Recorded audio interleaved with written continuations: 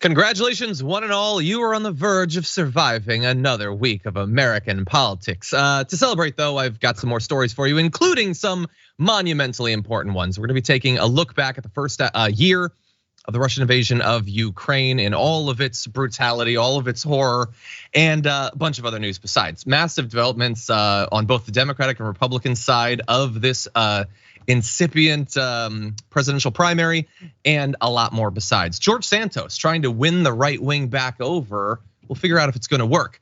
The we, though, is me, John Arola, and also the king of Rebel HQ, David Shuster. How's it going? No royalty in Rebel HQ, but John, on such a really seriously, on such a busy news week, an incredible news period, it's a particular honor to be on with you to talk about it all.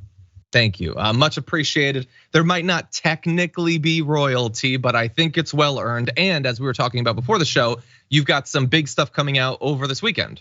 Yeah, we got a great video coming out, another police interaction involving Sean Paul Reyes, Long Island Audit. He's one of the nation's best and perhaps most polite auditors.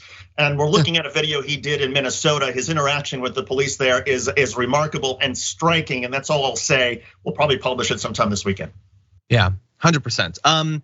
Well, look, everyone, we got a lot of news we're gonna talk about. We wanna make sure that everyone on our side is by our side. So please hit the like button, share the stream so people know we're live. They'll get the notifications and all that stuff that seems like it should be automatic on YouTube when you've subscribed, but for some reason never is. So if you could do that, that would really help us out. And if you wanna reach out to us with any comments, tweets, super chats, anything like that, you can do so. We'll respond as we go. You know, maybe you'll get a laugh, maybe it'll be an insightful point. Let us know about breaking news. Maybe you'll even get a Blue Apron gift card. The only way to find out is to send in an awesome comment. With all that said, though, David, are you ready to do this thing? Yeah, let's do it. Okay, let's jump into this. Today marks 1 year since the launch of the Russian invasion of Ukraine, and we thought it would be a good time to take a look back at some of the highlights, lowlights of this barbaric war. To start us off, here are a few things that you might recall from the last year.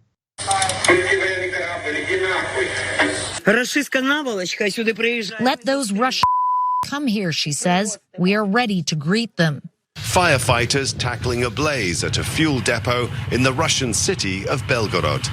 The governor there has accused Ukraine of sending helicopters to attack the oil storage tanks under the cover of darkness. And the Russian column that has come down here has been absolutely hammered. Ukraine didn't fall. Ukraine is alive and kicking.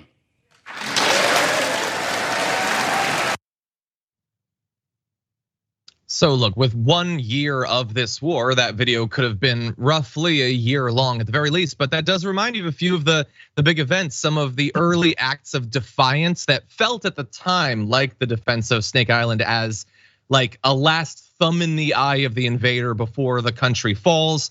The citizenry, like that old woman standing up against them, felt like a last roar of defiance. And then you start to have these events where things start to turn. A few attacks actually going beyond the Ukrainian border that they say they weren't behind, but kind of seems like maybe they were. And all the way up into Vladimir Zelensky's announcement just in the last week that the country has not fallen and hasn't. The war is obviously far from over. For all we know, it'll go on for literally years, but a lot has happened in this year. We're gonna try to jump through a few more of those highlights, but David, what are your thoughts as we hit this anniversary mark? Well, it was a year ago when some of the nation's most prominent mainstream broadcast journalists, Andrea Mitchell, like at NBC News, who were saying, she was suggesting Kiev is gonna fall within a week. And of course, it did not. And it suggests, well, first of all, the mainstream media, they have their own problems.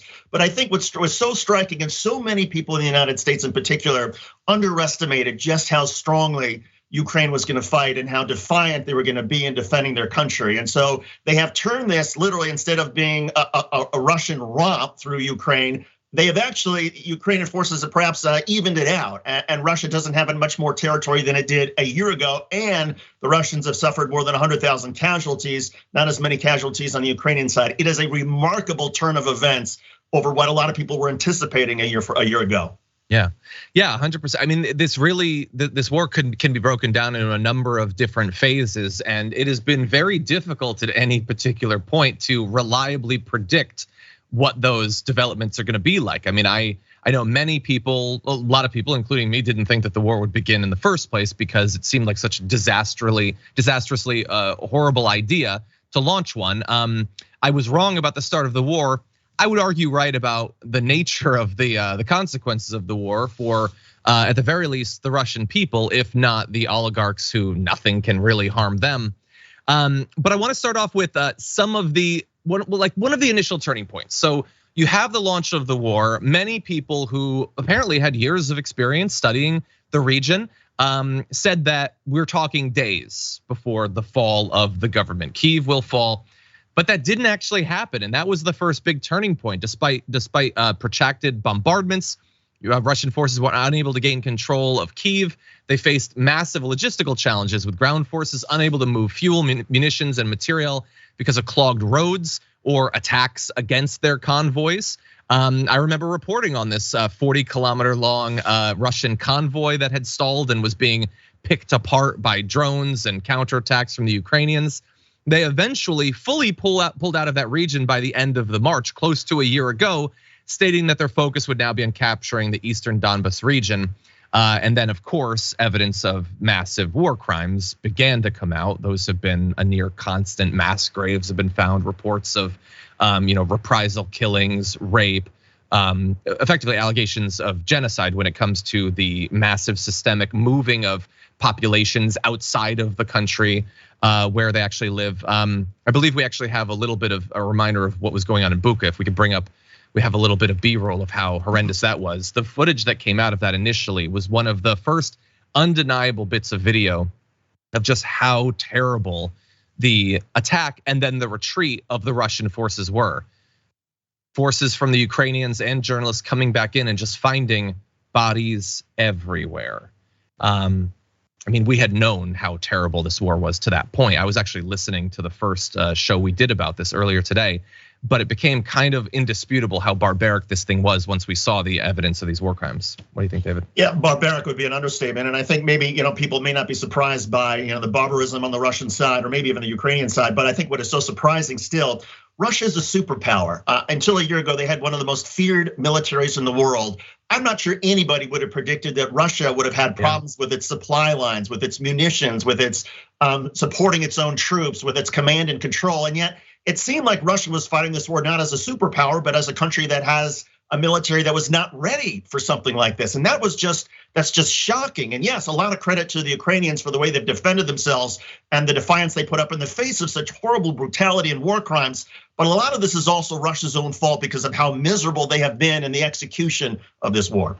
Yeah, and look, I know it's cliche at this point to declare that a war was needless, that it was pointless, but has there been a modern conflict more pointless, more needless from the point of view of the invading nation, like the people of the invading nation? Obviously, Vladimir Putin sees potential, either rhetorical or symbolic gain in this. But if you're like a regular person living in Russia, what the hell has this done for you? Let alone the barbarity. I almost sort of wondered for some historical connections, right? Stalin, it cost him 1 million Russian soldiers to try to get to Berlin at the end of World War II before the United States could get there. And there are a lot of historians who say, look, the Russian military has sort of a history of just throwing more and more people into a meat grinder to achieve their needs. So, look, you could say that, well, that's a very anti-Russian thing to say that they don't value the lives of their own soldiers or their own people. But it certainly, there's an argument to be made about that, not just because of historical situations like, the end of World War II, but also what we're seeing now. It just feels like more and more troops, and now, college students are being conscripted in the Russian forces, and they're not prepared to fight, and yet they're just being thrown into the front lines without much concern about the death toll. Yeah, no, totally.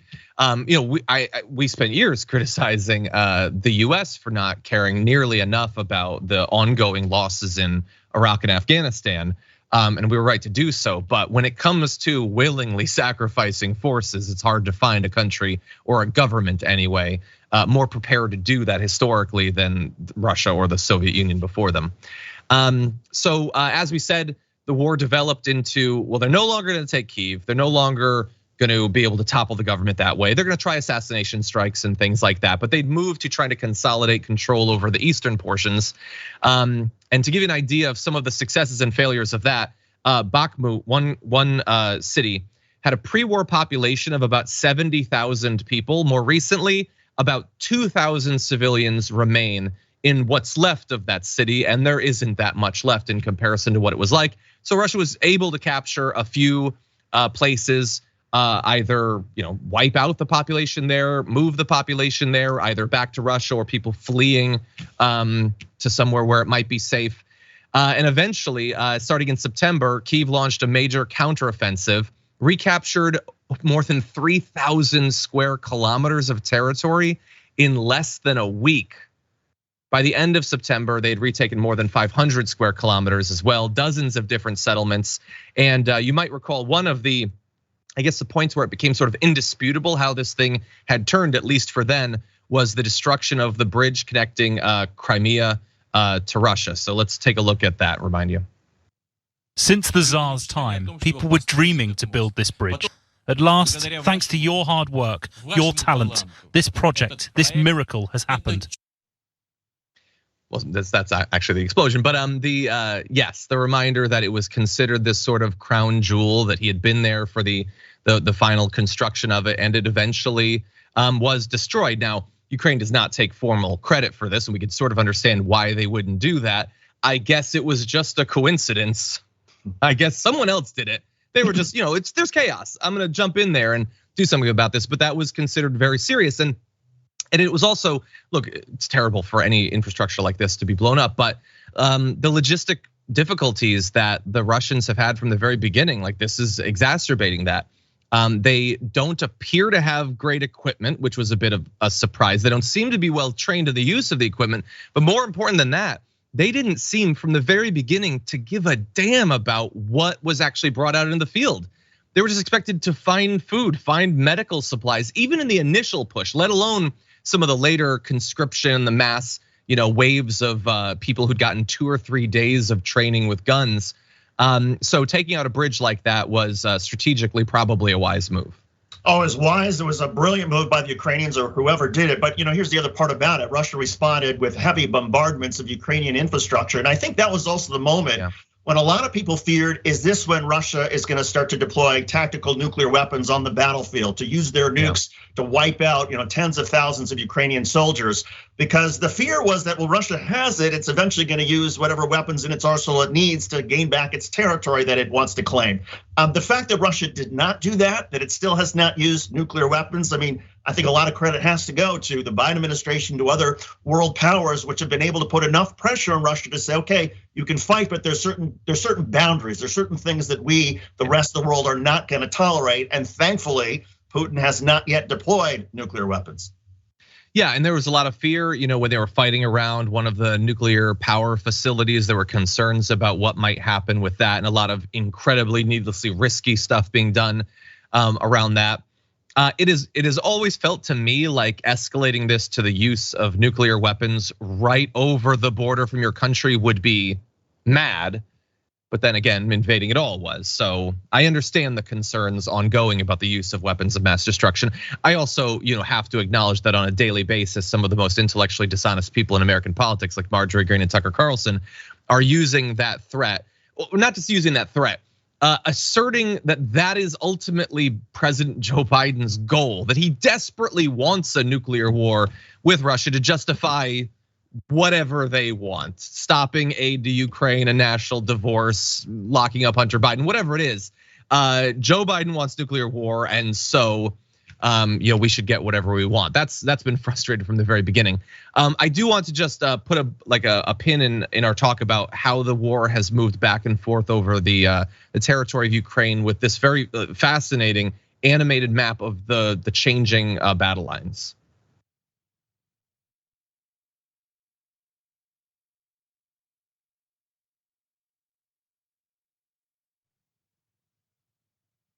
Yeah, so you could see that almost instantly a lot of territory was gained in just the first day or two of the war. And there have been big movements since then, but largely you've gotten more of a focus in the south and the east rather than some of the initial push into the north when Kyiv was the explicit target. And we're gonna have to see, they've talked about drafting up 1 million more soldiers or something like that. And so we'll see if that makes them more successful than some of their previous pushes into Ukraine. But I'm curious where you see this going forward. Like, I know it's difficult to predict, as we said, David, but any predictions for where we'll be when we recount the second year of this war? Yeah, I mean, it is very hard to say, because on the one hand, you could make an argument that if Russia suddenly looked for an off-ramp and decided, okay, we're going to pull back, you would be surprised by that, right? Because all they have is that little sliver, essentially, in eastern Ukraine that you just put up on the map. And this has been an abject failure for Russia. But can Vladimir Putin afford, because of his own internal politics, to essentially surrender and to give up on his dream of taking Ukraine back and making it part of Russia? And I'm not sure he can, and I'm not sure he will. So in my view, this keeps going. And I think you mentioned this could go on for years, maybe even decades. I think that's within the realm of possibility, that this is essentially a war of attrition that Russia tries to fight, and Ukraine simply tries to hang in there, perhaps with a lot of support from the West. But I'm also so glad, John, that you mentioned the Tucker Carlsons and Marjorie Taylor Greens, because the other element about this is, in the United States, one could argue that there are Russian agents, if not Russian agents, there are pro-Russian politicians in the United States who are saying this sort of crap about Joe Biden and about what Joe Biden wants. And I think in any other time, people would look at US politics and say, those people are insane. They need to be excommunicated from our political system. But in fact, they represent a growing number in the lunatic right-wing fringe of Republican politics of people who are pro-Russian, hate the idea that Biden has been helping Ukraine fight the Russians, and feel like there's some nefarious US conquering of Russia that is at hand here, which is absolutely nuts. Yeah, and they were just saying that recently. It would seem hard to make the case that this is a war against Russia, a conquering of Russia, when Russia started the war and attacked another country, invading it. They've found a way to make that case. I don't understand it. I've been advocating from the very beginning for Russia to just turn the tanks around, go back over the border. You'll lose nothing unless you stay. You'll keep losing stuff then. And you're right to point out that there are these like broad, vague political calculations being made by Putin. What a sick situation for us to be in, just as a people, as a collective human civilization, for those sorts of considerations to be worth tens of thousands of lives. Like that other people who might look up to you, who support you, they'll die so that you can save metaphoric face. A weird state to be in.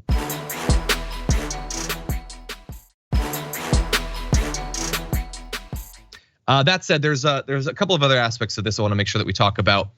From the very beginning, a lot of the conversation about the war in Ukraine here in the United States has been about what our obligation is, what our responsibility or duty is to assist Ukraine when they're being attacked in this way. And obviously there's a lot of history that goes into that. Ukraine had willingly given up their weapons of mass destruction in exchange for the promises of future support. Worries about a precedent being set where, well, if we don't assist them, why would any country willingly give up these weapons if we can't tell them plausibly that we're going to help them? And I say we, I don't mean the United States, I mean the collective nations of the world, if we just allow this country to be conquered. So in any event, that debate has gone through a lot of different iterations, but along the way, a lot of money has been spent. Here is some of the updated figures, at least pledges of $77.6 billion from the United States.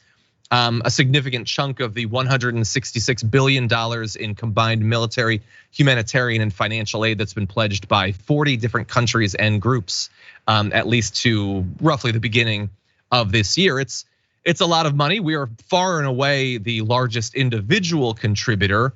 And David, there's a lot more, I think, opposition to that, very vocal opposition from right wingers who've now taken over Congress, people like Tucker Carlson. I'm curious what you think about the state of that debate. Well, and it gets to, look, Republicans don't have a problem spending money when they have their president as a Republican and a Republican Congress, perhaps. And then it's okay, Katie barred the door. Let's spend as much money as we need on military and military industrial complex. Now that the Democrats have control of the White House, of course, for the last 2 years, it's, oh no, wait a second. Now we need to be more thrifty. We need to be more careful about how we spend money in general. And then, oh, by the way, the fact that the United States is helping Ukraine try to protect its freedom, somehow that becomes a problem for a lot of Republicans who for so many years said, well, the reason that we need a super strong military where we spend more than the next 10 military budgets combined around the world is because we need to protect freedom. We need to protect democracy. Well, okay, that's what we're doing now by trying to help Ukraine, but somehow that's too much money. So it doesn't make a lot of sense in terms of the political right for me. Yeah. A lot of that, like that lofty language. It seemed pretty clear from the beginning that was just being used to justify massive spending, and it wasn't an actual, honest ideological commitment. That's been proven many times over. Look, I don't know how ready the Republican Party is going to be to approve of, greater pledges. We've had minor additional pledges just in the last week or so. And it also might be that even if more money is allocated going forward, that there might be the expectation of either more diplomatic pressure being tied to it, or to the extent that might already exist, more acknowledgement of it, perhaps. So I'm curious if you have any thoughts about, like, people have been saying that it should be tied to a willingness to make concessions to Russia going forward, let them keep the eastern portion or whatever. As of right now, Vladimir Zelensky seems to have no interest in anything like that. It's a good point. I think you look politically, you're going to see sort of a difference between the U.S. House, Republican controlled, and the U.S. Senate, which is sort of an even split. And in the Senate, you have Lindsey Graham, a number of Republican sort of hawks who are adamant about continuing to keep funding Ukraine, to send them tens of billions of dollars. So, and I think that's where the administration will continue to be able to go. And I think the House will essentially grudgingly go along with some Republicans saying, no, we need to spend money here at home. But I think the Congress is going to continue to approve the budgets. It would be really interesting at a certain point, though, if there's a serious peace plan that is put on the table, and the United States can then say, okay, look, here's some conditions that we need you to embrace in order for the money to keep going. There's been a peace plan put forward by the Chinese, which is not seen as that serious by a lot of foreign policy experts in the United States. But nonetheless, I think there should come a point where the money is hinged upon Ukraine being able to accept some sort of rational end to all of this, as opposed to a war of attrition. Yeah. Well, as of right now, at least, I know this doesn't, I think, factor into the conversation much, but I was curious, what do the American people actually think about this? Because at the end of the day, maybe it shouldn't just come down to what Marjorie Greene thinks. 48% in a recent Associated Press NORC Center for Public Affairs research poll say they favor the US providing weapons to Ukraine, 29% opposed. 22% say they're neither favor nor opposed. So less than 1/3 actually are opposed to this continuing.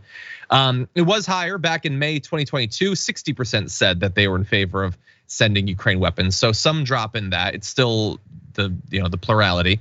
In terms of just sending direct government funds, 37% are in favor, 38% opposed. So that is much more divisive, the just direct transfer of money rather than spending money here and sending it over.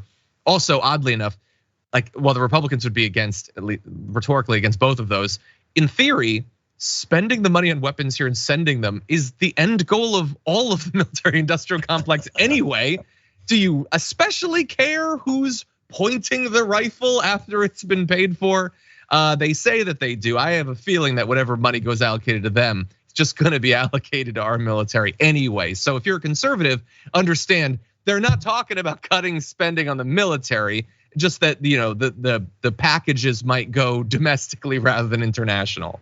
Yeah, and the other part about it is that's such a great point, because the military-industrial complex, they do have their own lobbyists, which will twist the arms of Republicans in the House who may be opposed to sending more aid and say, look, this is going to be another few thousand jobs for Raytheon or any of these companies that are producing these weapons. But the other part about it is, you mentioned the sort of poll. I think there's sort of there's a characteristic of Americans who we like to bet on winners. I think if Ukraine had been getting creamed and they had not been able to hold the territory, I think Americans would be far more reluctant to provide them with more and more money. But because Ukraine looks like they're right in this fight, there's a chance they might be able to expel the Russians. I think as long as they're able to put up that very strong defense, you will continue to see Americans saying, hey, let's invest more and more money in helping them try to win this thing. Yeah, I think that's 100% right. I think that there is socially, we like an underdog. I think that plays into it. They're aided by the fact that, Ukrainians are white. So a lot of Americans are going to find that to be much more sympathetic than if this was a conflict that was happening in a different part of the world. So let's not forget the racial component to all of this that played into some of the initial conversation about migrants and all that. And also, while the Republicans now have people like Marjorie Greene and Tucker Carlson who are every day trying to convince their base that Vladimir Putin is the coolest guy ever, those same Republican viewers had decades of Fox News telling them that the communist regime was so bad and everything. So there's got to be a little bit of lingering confusion on the part of like regular conservatives. Like, wasn't this guy supposed to be bad? I get that he's trying to drive the LGBTQ community and Russia into the shadows. I like that, but I feel like my entire life you were telling me he was bad. So maybe there's some confusion there. Yeah, and look, you're absolutely right. I mean, Fox News, the majority of the Republican Party, for so long advocated a strong U.S. foreign policy, engagement, using U.S. power, military and otherwise, to sort of dictate the terms of the world the way the United States wanted. I think there's always been something of a sort of sliver within the Republican Party, that the Pat Buchanan types who say, hey, no, we need to draw back in. We need to not care as much about foreign policy, take our troops home, focus more on the United States and sort of this anti-US involvement. And some of that strain is sort of bubbling up now with Tucker Carlson and Marjorie Taylor Greene. I think it's not just that they love Russia, but they are part of this sort of political wing, which increasingly thinks America first, only America. That's all we should care about. It's a real divide within the Republican Party, and sort of fascinating to watch them argue it. I just think that the isolationists, if you want to call them that, they're not going to be able to go very far in the current climate, the way things are going in Ukraine. Yeah, I think so. Well, look, there's a lot of other aspects of this that I would like to get to. We might touch on them in the break, but there's so much more news to get to. And don't you worry, the war is gonna continue, and we will be continuing to provide critical coverage of it. That said, stick around on the other side of this. We're gonna be touching base with the state of the Republican and Democratic sides of the presidential primary. We'll be right back.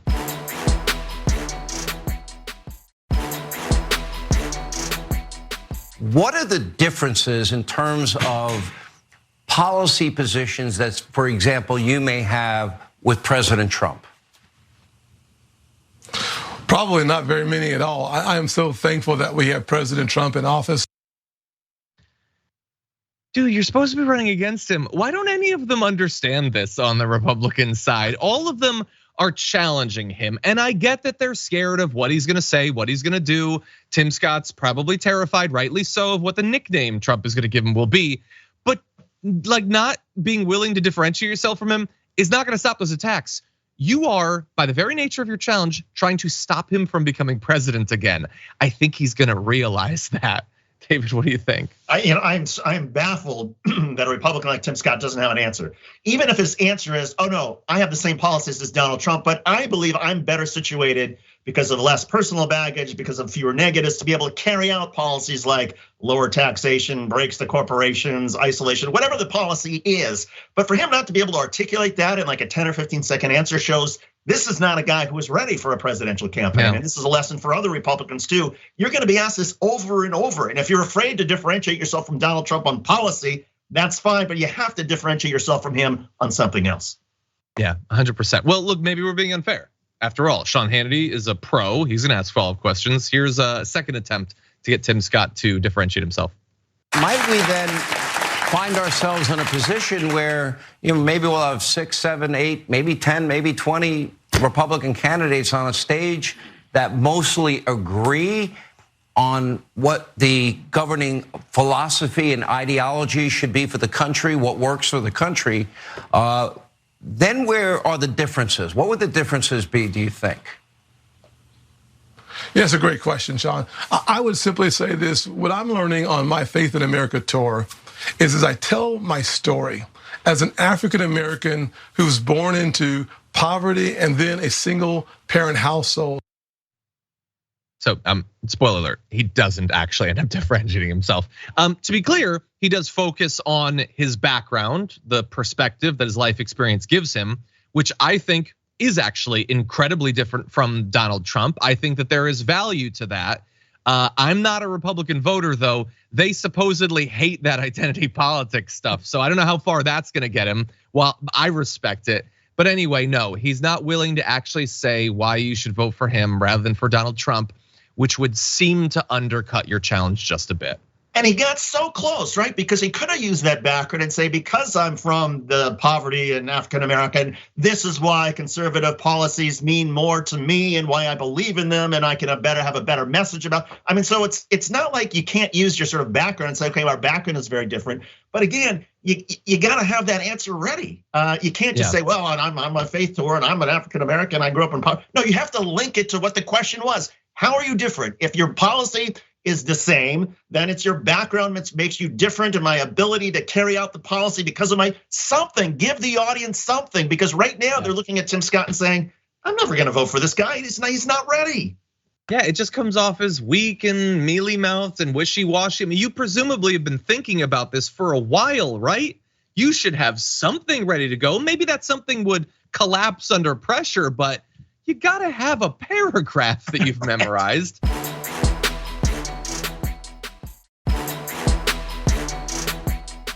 Right. But to be fair, I don't want to focus just on him. While Tim Scott, I think, embarrassed himself by not being willing to distance himself from Donald Trump on substance, he is hardly alone in that. Vivek Ramaswamy, who announced his race earlier this week, similarly didn't want to do that. What are the policy differences you have between yourself and Donald Trump? So first of all, Donald Trump's a friend. I'm not running against him. I am running on a vision for our nation. Wait a minute, but you're not running for him. You're running against him. Let's be honest. Okay, well, here's what I'm running for our country. But let's talk about differences, because I'm with you, Sean. He was the OG of America First. I'm taking that to the next level with America First 2.0. Okay, so he's great. He's awesome. You should probably just vote for him. But I'm gonna do more of what he did, which admittedly at least is policy based. It's not a difference.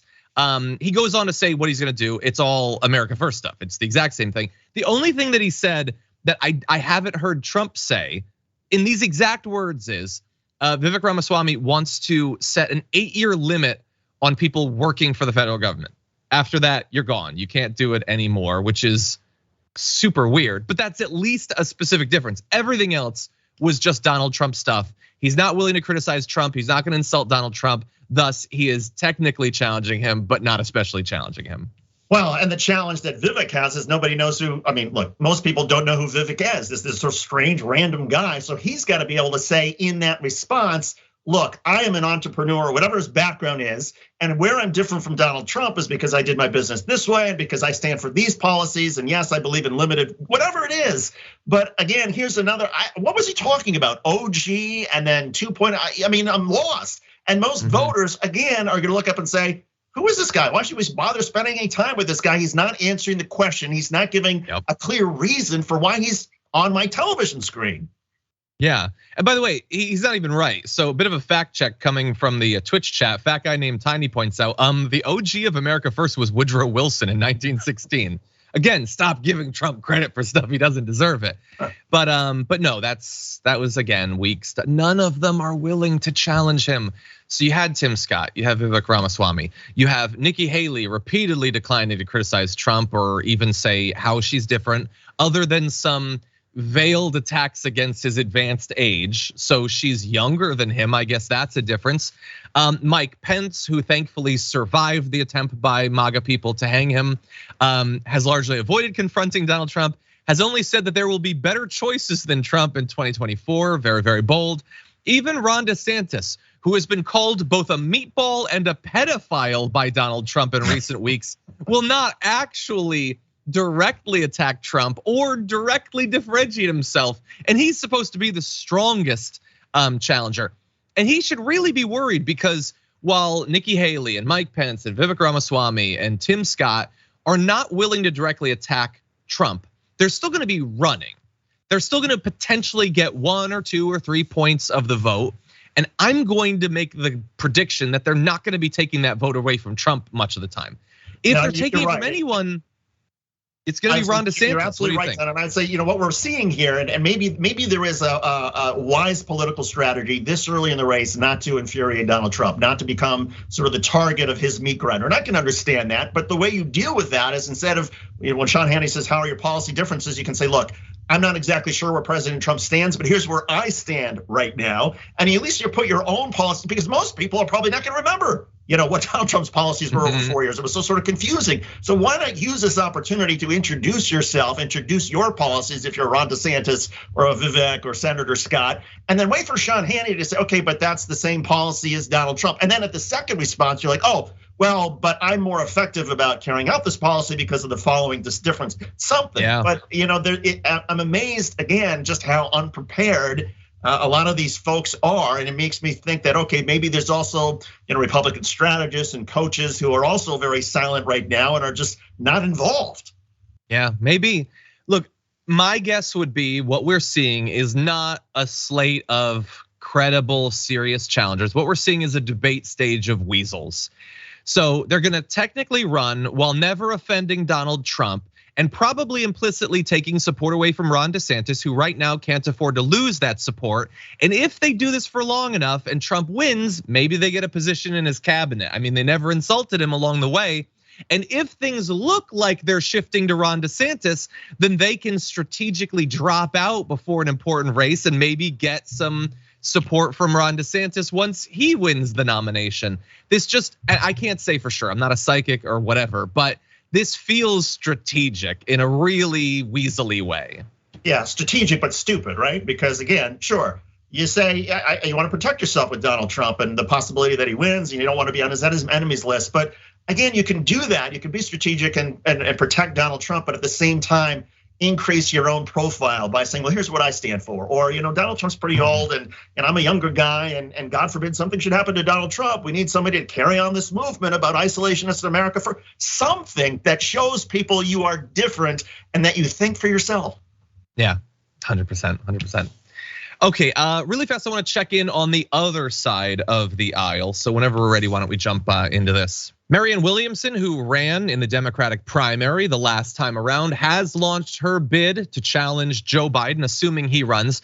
And very early on, she announced that part of it was some of the moves Joe Biden and the Democratic Party have made to try to make it more difficult for challengers in the future, saying, how can you claim to be a champion of democracy when your own process is so undemocratic? That is, of course, a reference to something we've already covered on the show, the DNC announcing a sweeping overhaul of the Democratic primary process, in particular, which states are going to be voting first. And these are not small changes.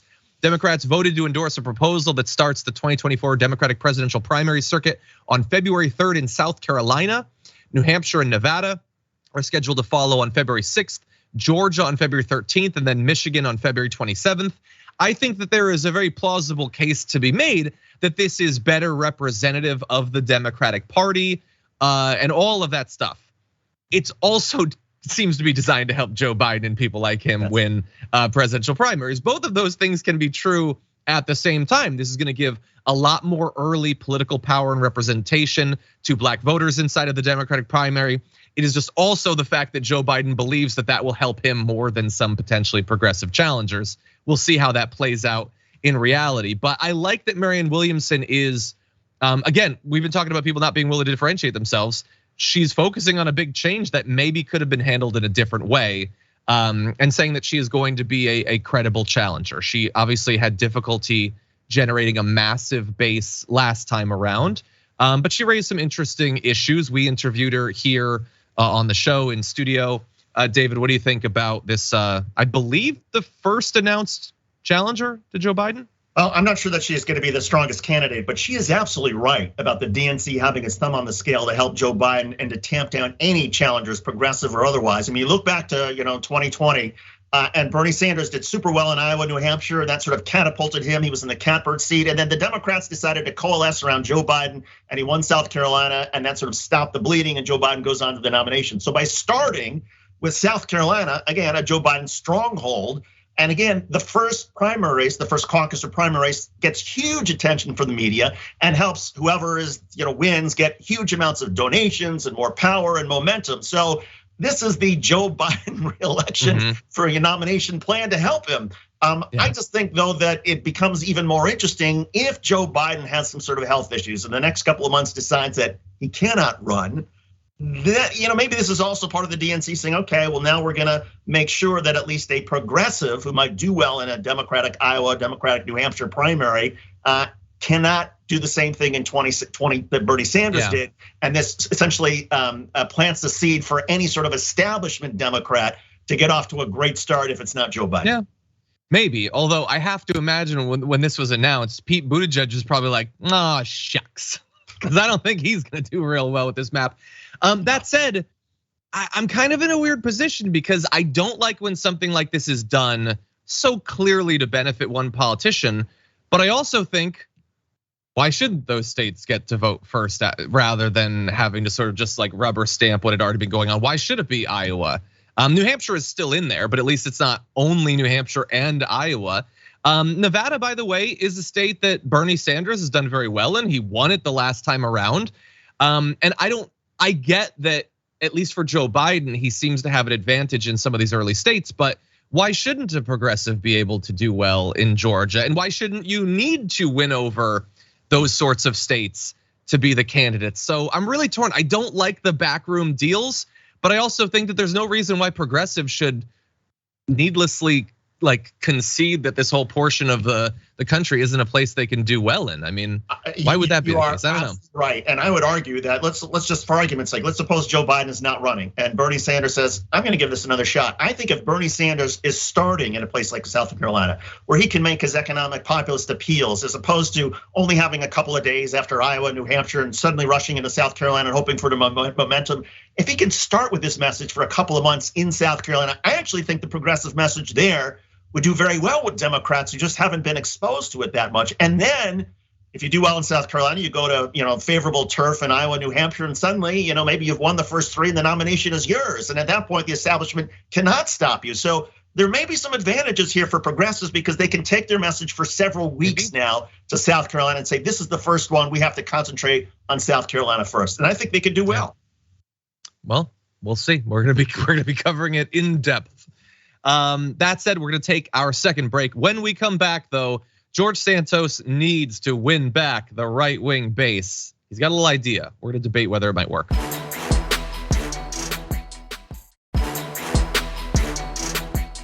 Okay, everybody. David, are you ready to get a little bit weird with the news? I got a dumb story. I'm always ready for weird stuff.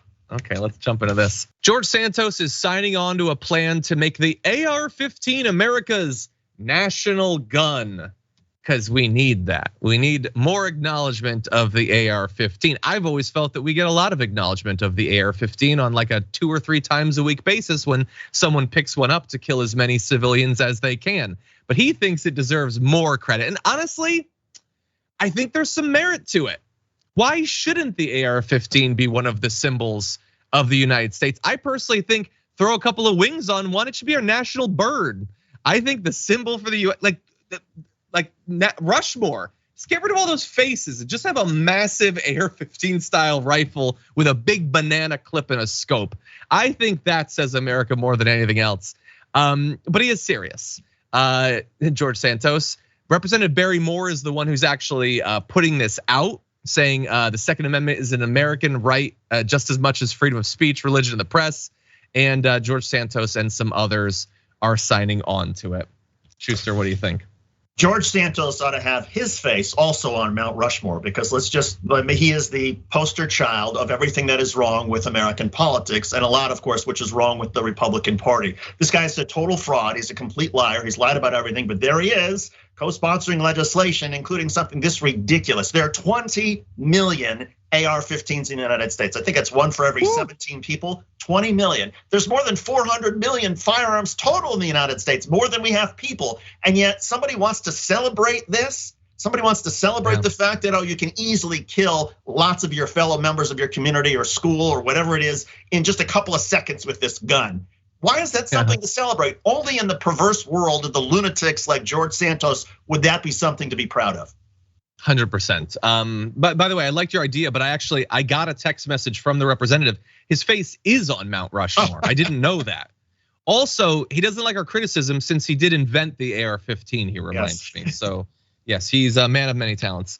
Anyway, yeah, it's such a weird thing. Like, I don't know, David, what like your big hobby is, but I'll say that like if my hobby involved a thing like, the box for Eldritch Horror, the board game, that people routinely used to murder as many kids as they can, I would look for a different hobby probably at some point. Why don't they think it's weird that they love the exact same thing as every prospective mass murderer in America? Isn't that weird?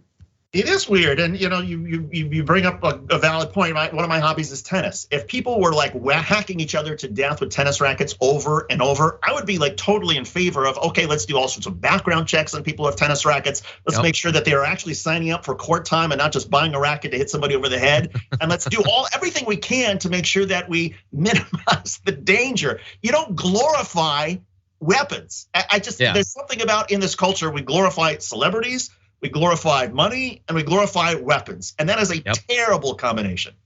100%. And by the way, don't at me. I know that not everyone who owns an AR-15 is desperately hoping to kill as many people. And this is not just an anti-gun thing. I like guns. I've shot many, many guns. This particular style of weapon is indisputably beloved by people whose goal it is to kill as many humans as possible. That's just the truth. Sorry. Okay, with that said, we got one more topic we're gonna fit into the first hour of our show. Why don't we jump into this? 70% of Republicans in Arizona think the election was stolen and fraudulent. Right. I feel like you understand that's crazy. What I've done said you're still investigating. We've run a lot of the stuff to ground. And when you get it to ground, will you come out and say Donald J. Trump is wrong? The election in Arizona was fair, not stolen, and not fraudulent. I've always been a straight shooter, and once all the facts and evidence are John, come on, man. So why can't you say the election in 2020 was not stolen or fraudulent? I will tell you this, as I said. This is blowing my mind. It's blowing my mind too, but it turns out now with new developments, there was always a reason he couldn't say that it hadn't been stolen, and that was that he was absolutely terrified of Donald Trump. He's terrified of the Republican base. Here's not the reason that he couldn't say it, that he didn't know that it wasn't stolen, because it turns out he had already at that point, that was 2022, he'd already known for 2 years definitively that it hadn't been stolen. And this is coming thanks to Democratic Attorney General Chris Mays, who took office last month and can now unveil the records from when that chucklehead was the Attorney General. Because apparently in March 2022, there was a summary of the investigative findings of Arizona, and he didn't put it out because it showed that there hadn't been fraud, that the fraud claims being spread by Trump and his allies wasn't true. He just sat on it. A month later, he released an interim report. It wasn't interim. They were already done. He just didn't want it to be released. That claimed his investigation, quote, revealed serious vulnerabilities that must be addressed and raises questions about the 2020 election in Arizona. That wasn't true. The report was done and showed that that wasn't true. His interim report actually received pushback from his own investigators, who said that some of its claims were already refuted by the inquiry that they had completed at that point. And so this is why we're worried about people like this, massive lying grifters getting into positions of power, because they will just knowingly lie about the results to manipulate the outcome. Thank you to the new Attorney General for shedding light on this, by the way. Shuster, what do you think? Bearing the facts. I mean, we see that over and over within the Republican Party, that if facts come up that are so obvious, well, you just don't talk about them, or you say, well, it hasn't been resolved yet, as this former Attorney General was suggesting. No, it was resolved. And again, why are people? I get in some way you're afraid of Donald Trump, you're afraid that he will end your political career, but how could a political career be worth anything if this is how dishonest and unethical you are? If all you stand for is your own reelection, your own political power, and you don't stand for any shame, for any integrity, for any version of the truth, what use are you? This is such a wasted political life, such a wasted life anyway. And the number of people who fall into this trap is somehow just get addicted to the celebrity, and that's all they want. They just want to have their name in the news, even if their name is in the news now because it's associated with shame. Yeah, because they've done terrible things. They want the fame, they want the money, they want the power. That is explicitly what he wanted. He was in a primary to try to run for Senate, and he was being pressured by Trump. And so he lied to all of the people that he had an ethical obligation to be honest with. Thankfully, there was a bit of karma in this case. He lost that primary bid. So he lied to his entire state for no gain whatsoever. Great plan, buddy. Oops. Anyway, that is oops. That is all the time we have for the first hour of our show. Thank you everyone who's been watching or is listening on the podcast. Much appreciated. Coming up in the aftermath, though, we've got more news to get to and your garbage people of the week.